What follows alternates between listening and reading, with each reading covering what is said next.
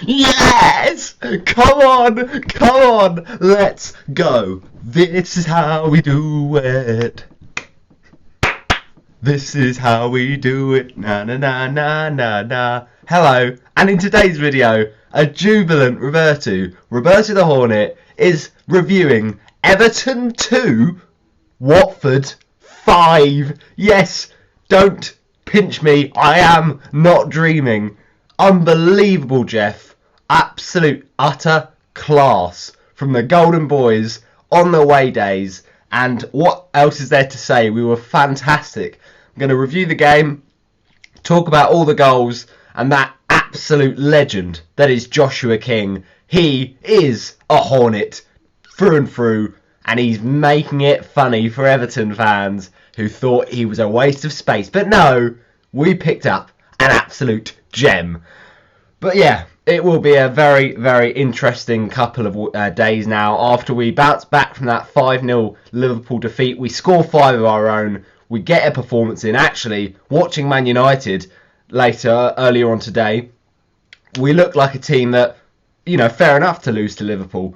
And Man United, we've got them coming up in 3 games' time, so you never know. But it was amazing. It was absolutely amazing. And thank you, Tom Cleverley. Thank you, Ken Semmer. Thank you, William Troost-Ekong. Your birthday message sent via messages was just unbelievable. So, look, I'm not going to be funny about it. I'm not going to beat around the bush. Thank you, but you're welcome. I've done you all a favour, lads. We've got the lucky birthday charm, and you've done it. On my birthday weekend, I really can't ask for more than that. 5 goals away from home. I will remember this day, 18 years old, for a long time to come. But, of course, let's get into the match review. And we're going to start off by just running through a few things that really stand out to me.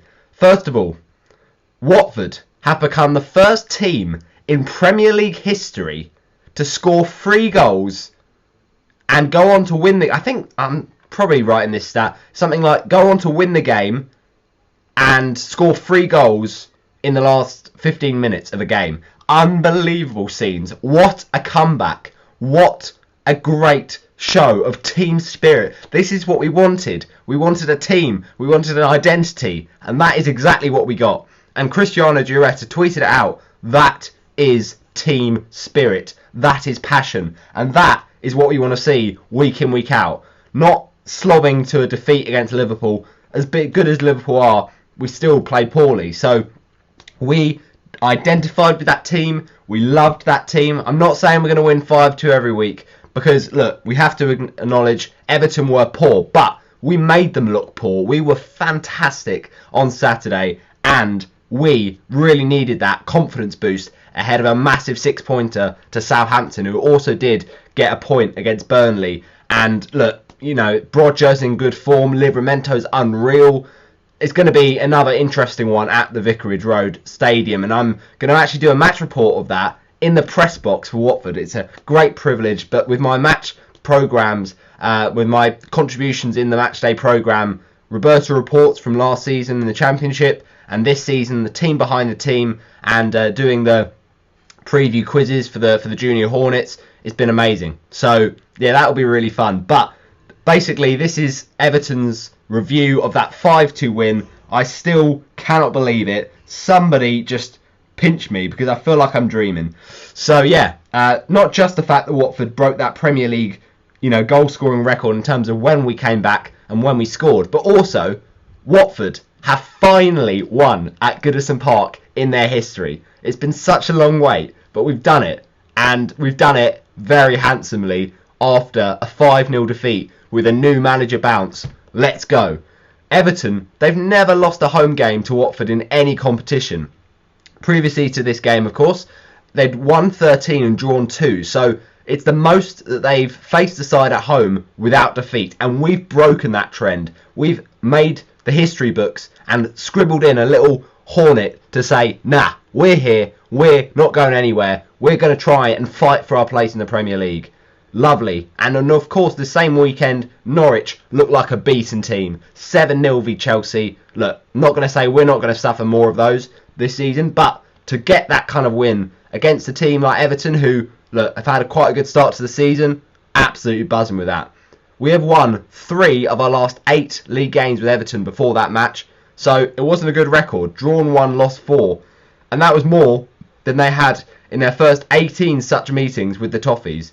Won 2, drawn 3 and lost 13. So actually, it wasn't even that good before then. However, Watford did of course lose home and away against Everton in their last Premier League campaign of 2019-20. So we were really not doing well against them. And look, Everton took the lead. So let's talk about that. Really poor defending from the off. It's what Watford do, unfortunately. And Ranieri's had 2 awful starts to his 2 matches. 8th minute or 9th minute goal conceded by Mane. And then 3rd minute goal conceded by Tom Davies, of all people, coming back into the side after Zakore's injury. Not ideal. Look, it's poor defending. We get dragged to the ball. We ball watch. And it goes out to Damari Gray. And we know he's got pace, but we just don't deal with him. And Troost-Ekong, to be fair to him, he tries to catch up, but it's just a nice little shuffle. And he gets past him. He drags it back. And look, we really were just standing and watching. The defence need to sort it out. Need to get in position and get goal side. But then is on the floor, basically. He's just there for the pullback. It's Tom Davies, and he kind of just steers it in on the ground. And it's a decent finish early on in the game. We got caught cold, and that is defensively the worry, that we are making teams easily cut through us, and we're not getting the right position to get the defence back in shape. But look, at the end of the day, we showed a response. Really good goal from Joshua King, and actually it's a fantastic cross in. We don't see this often, but it's actually a set-piece goal from Watford, so you love to see it, really. But it was a good flick on from Craig Cathcart. He won the header, and then, of course, he goes and scores. You think, absolute scenes, and then it's like, oh, it's happened again with King. He gets, his jubilance taken away by VAR, but no, it is over the line. It is not offside, and it was actually Damari Gray that was keeping him on, so I was buzzing with that. And then, of course, we go and get a second goal. And I'm telling you, right, this goal is just absolutely class from Joshua King. Like, it is just brilliant. Now, I know that we had to go 2-1 down. Richarlison, after 3 minutes of being on the pitch, he always scores against us. Absolute snake that is Richarlison. Had to, just have his head turned. But anyway, the point is, we show the comeback. And this is a brilliant, another set-piece goal. And what a delivery from the corner, once again.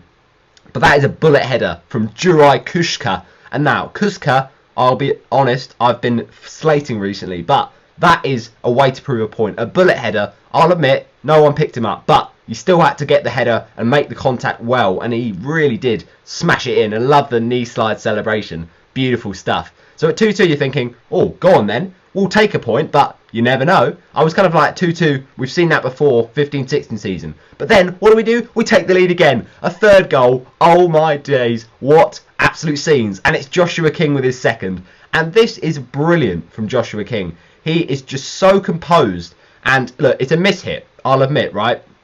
It's a miss-hit, but it comes to him, and he's just so good with it. Now, I'm thinking about the third goal, but the second goal for Joshua King was fantastic from João Pedro. Clipped it over the top, just hung it over, and Dennis, perfect weighted pass. He came on after Ismail Assar was subbed off. Not sure why. Maybe an injury. Don't know. But the point is, great counter-attacking goal. We made Everton just run back with peril. We split them open. Perfect measure on the pass. King into the corner. After Pickford came out, he just measured it perfectly. And then that was 3-2. We were loving life. And then 4-2. Unbelievable stuff. So, yeah, it was just so brilliant. And a goal for King to complete his hat-trick. I mean, it's just absolute scenes. Like, he doesn't get a start for Everton. He proves them wrong. And our first hat-trick in ages since Gerard Deulofeu, I do believe, back in the 2018-19 season against Cardiff. And it's a brilliant goal because it's a miss-hit, but you could argue it's a good pass from João Pedro. He drills it, he controls it, he stays calm, which is what we need. A number 9 who knows what to do in that situation. He absolutely sits down Michael Keane and he fires it into the net past Pickford. And then we end it on a brilliant goal from Emmanuel Dennis. Look, I'm loving life. I'm absolutely loving it. Assist for João Pedro off the bench. You can't complain. Look, another assist for Dennis. Like, he's just absolutely brilliant. Another assist for Dennis and a goal. Like, obviously he's suspended now because he got another yellow, but we don't care. take the shirt off Josh King. We might get loads of players suspended, but we got to enjoy the moment because not many of these will come around. It was just such an impressive performance. So obviously Ben Foster, a bit of controversial figure right now with what's going on with the YouTube channel. He just posted his Liverpool vlog, but the point is he did the job in this game. However, for that Richarlison goal, positioning very, very dodgy. So it was a massive 3 points. I'm absolutely loving that, and we are into the Ranieri era proper. So dilly ding dilly dong. Ismail Assar was quiet, even though he did create a good chance for King, which he really should have put away. But ultimately, it was a fantastic bounce back performance. And now let's go into that Southampton game and carry this momentum forward.